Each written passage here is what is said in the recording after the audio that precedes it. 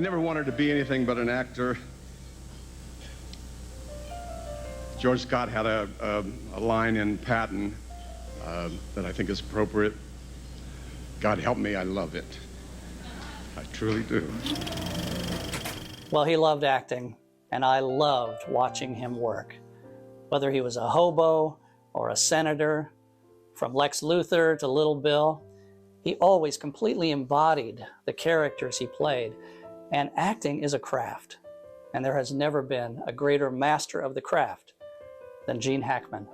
Well, I like to think of myself as a craftsman, that there are certain things that you must do to be a craftsman in any line of work, and I like to think of myself as coming prepared, knowing exactly within some limits of what I want to do, and then being prepared to change that also, because that's part of being a craftsman. It's being willing to change. As an actor and an acting coach myself, I really appreciate how he had a dedication to authenticity. You could never see him acting. He was just living. He gave so many great performances, and here's one from early in his career. It's one of the first movies I remember watching, The Poseidon Adventure. May I have your attention, please? May I have your attention, please? That's the way out.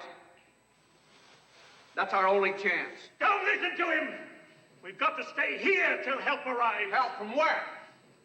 From the captain? He's dead. Everybody's dead who was above us before the ship turned over. Because now they're underneath us, under the water. That's not true! It is true, you pompous ass. There's nobody alive but us. And nobody's going to help us except ourselves. It's up to each one of you. It's up to all of us, together. Now, please, for God's sake, come with me. Well, I've been with him all along. Let's look back at some of the incredible work he left behind.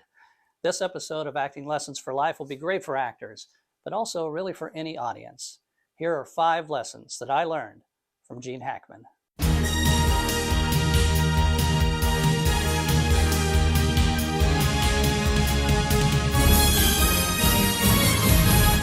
Lesson number 1, relaxation and concentration. For actors to do their best work, they have to train themselves to be right here, right now, and to be completely focused. He describes it here. I think concentration is probably the most important thing you can learn as an actor. Concentration and relaxation. That if you're relaxed and you know your material and you know what you're going to do, then you can concentrate, and that's when the creative process starts. But if you're tense, and when you're tense you can't concentrate, so that you negate all that. So for me it's relaxation and concentration. You will see that he was always relaxed and focused in his work. Now this is a scene from Crimson Tide where he's trying to determine whether or not he can really trust Denzel Washington's character. As an actor, you will see he's very relaxed, but he's also really focused on his intention. His work here is magnificent. Interesting way you put that. How'd I put it, sir? Very carefully.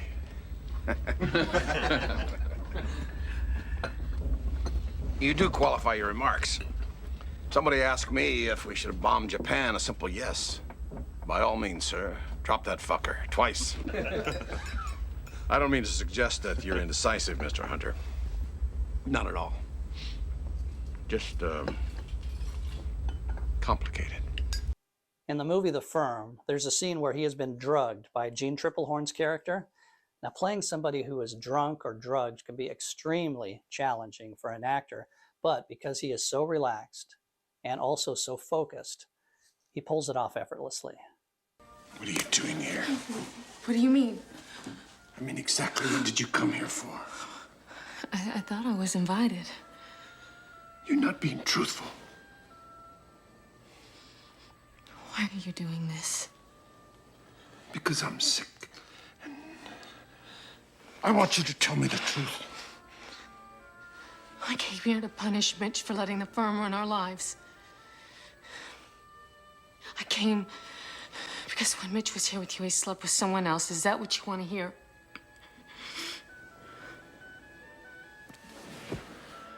Lesson number 2, timing. To be one of the all-time greats, you have to have excellent timing. You know, people think of timing in the sense of comedy, and he could certainly do that masterfully. Here he is in the birdcage as a senator trying to avoid the press, which is waiting outside the front of his house. Dance? Not you, Barbara. Don't leave me. Don't leave me here. I don't want to be the only girl not dancing. Meet me in 20 minutes at the corner of El Dorado and Palm. Lady, not for $1 million. Now, timing can also be really important in drama. It's really important that you know where to look and when to look for maximum impact. Now, watch how he handles this scene. It's really incredible in the movie Unforgiven. Mr. Beauchamp, I was in the Blue Bottle Saloon in Wichita the night that English Bob killed Corky Corcoran. I didn't see you there. There's no woman, there's no two-gun shooters.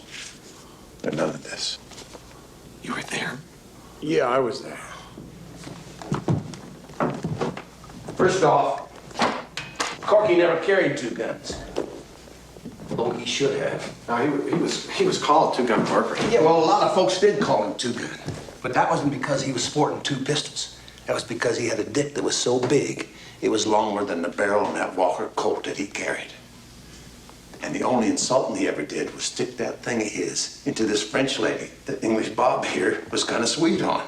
You see, the night that Corky walked into the Blue Bottle, and before he knows what's happening, Bob here takes a shot at him. And he misses because he's so damn drunk. Now, that bullet whizzing by panicked old Corky, and he did the wrong thing. He went for his gun in such a hurry, he shot his own damn toe off. Meantime, Bob here, he's aiming real good, and he squeezes off another. But he misses, because he's still so damn drunk, and he hits this $1,000 mirror up over the bar. But now, the duck of death is as good as dead. Because Corky does it right. He aims real careful. No hurry. And? BAM! That Walker Colt blew up in his hand, which was a failing common to that model. You see, if old Corky had two guns instead of just a big dick, he would have been there right to the end to defend himself. Wait a minute, you mean that English Bob killed him when he didn't even have... Well, old Bob wasn't going to wait for Corky to grow a new hand. No, he just walked over there real slow. Because he was drunk. Shot him right through the liver.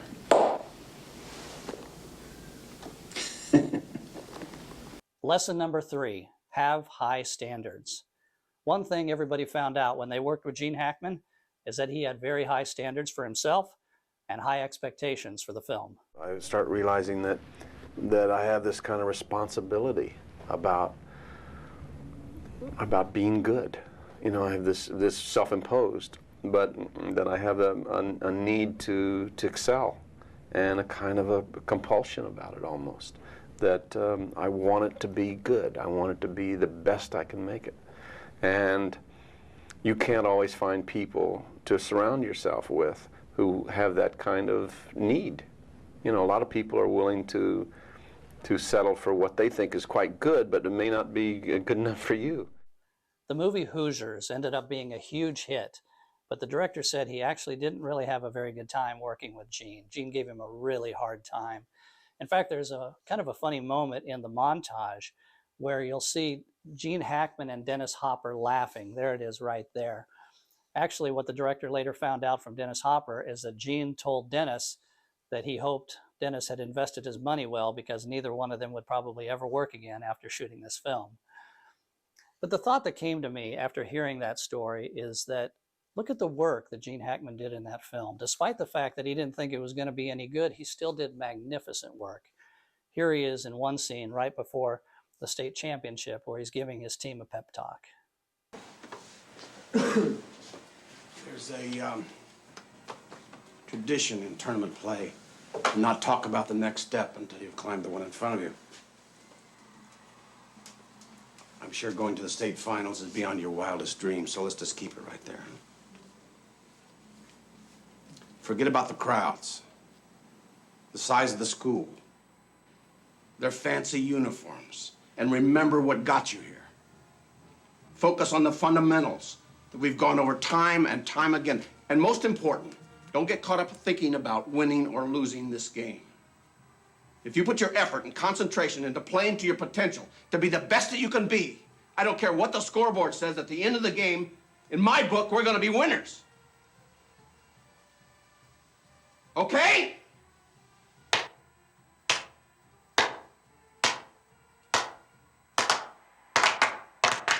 All right! Let's go! Let's go! Let me hear it! Go, go, go, go, go, go!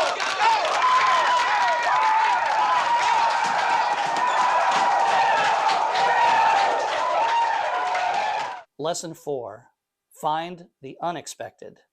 Gene Hackman loved finding unique ways to handle scenes filled with tension, as he talked about in this interview.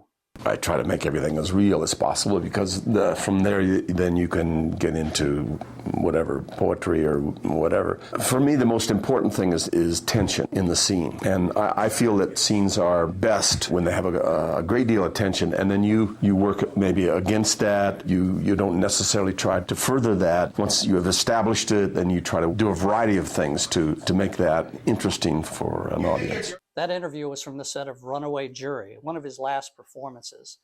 Let's take a look and see how he handles the tension in this scene with Dustin Hoffman. What do you hope to achieve if you win? What do you mean? You're gonna bring Jacob Wood back to life? No. You just ensure that his wife goes to the cemetery in a better car. And that the heel that she snaps on the way to the graveside belongs to a $1,200 shoe. You get your name in the paper. But Jacob Wood and all the other gun violence victims remain rotting in their crypts. You know what, Fitch? You're gonna lose? I doubt it. Well, maybe not this case, maybe not the next, but someday. You know, someday. I've seen it before with guys like you. You wanna know why? Why? Because you cannot carry that much contempt without it becoming malignant until you're gonna be all alone in a room full of shadows, and all you're gonna have is the memories of all those people's lives you have destroyed. That's a good story, Wendell. But it's just further proof of why you can't beat me. Because you may be right. But the thing of it is, I don't give a shit. What's more, I never have. Oftentimes, Gene Hackman would add a little laugh in a scene with tension to help make it even more interesting.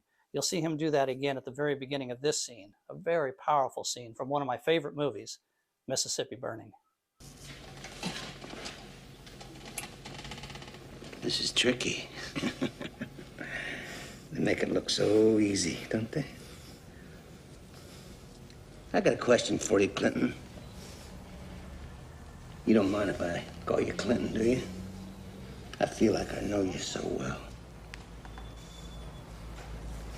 The way we have it, on the night of the murders, you made a short speech as the bulldozer buried the kids in the dam. How does Lester tell it? Mississippi would be proud of you. You've struck a blow for the white man. Is that what you said, Clinton? Is that what you said? Now, it must have been you, because Clayton Townley and Ray Stuckey, they were too smart to be there. You're too stupid to think anybody remembered what you had to say. But old Lester, he's got a good memory.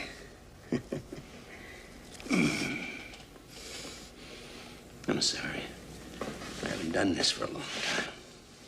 Did you make a speech the night that you beat up your wife, Clinton? Huh? Did you? Did you strike a blow for the white man that night? Huh? Get out there. You got a stupid smile, you know that, pal? Can you see it? Huh? Go on.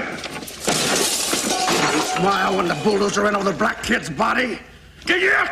Get here! Did you smile when the bodies were covered over? Get here! Get here! Get up here. Come on! Get here!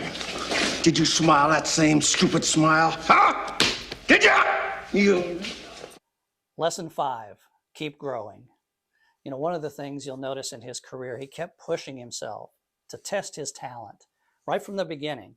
Now, this is a film, Scarecrow, which is absolutely fantastic. This scene goes on for 7 minutes. I'm just going to show you a portion But look at this incredible work he did as a drifter. Listen, you make a lot of money in the car wash business. Yeah, and you do better than you ever have. I got it all down to the percent. I know every penny, inside and out. It's a foolproof enterprise, absolutely foolproof. Oh, it's exciting. Hey, fella, you got nothing better to do than listening on other people's conversations?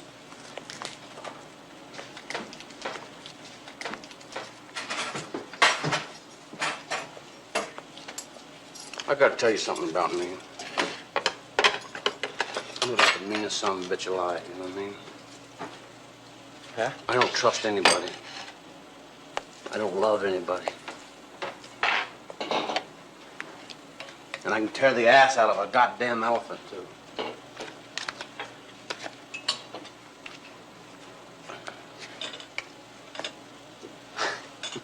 Hey, we're gonna be partners, okay? Okay. All right, come on. Right? Right. All right. But, you gotta be straight with me, right? Sure. I mean, fair and square. We'll have a real good car wash business.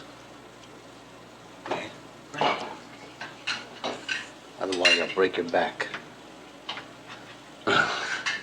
Sounds fair.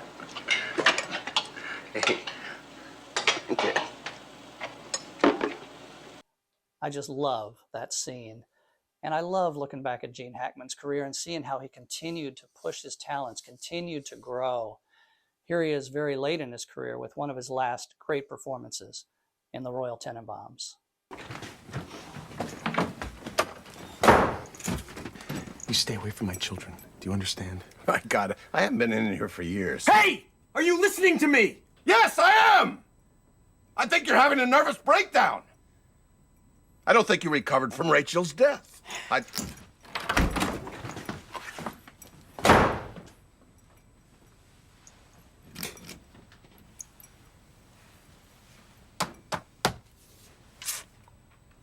There you are. Throughout my career, people would always ask me, what actor would you like most to work with? Well, for me, the answer was always the same, Gene Hackman. Well, I never got to, but I got to do this, and it's a great way for me to remember him. So, as we wind this up, this last clip means so much to me. It's from my favorite sports movie, and it features my favorite actor. Jimmy, I want you to meet someone. This is Norman Dale, your coach. I've seen you guys can shoot, but there's more to the game than shooting. There's fundamentals and defense. The boys and I are getting to know each other. See who we are and what we can be. Let's be real clear about what we're after here, all right? It's team, team, team. 5 players on the floor functioning as one single unit. Okay? No one more important than the other.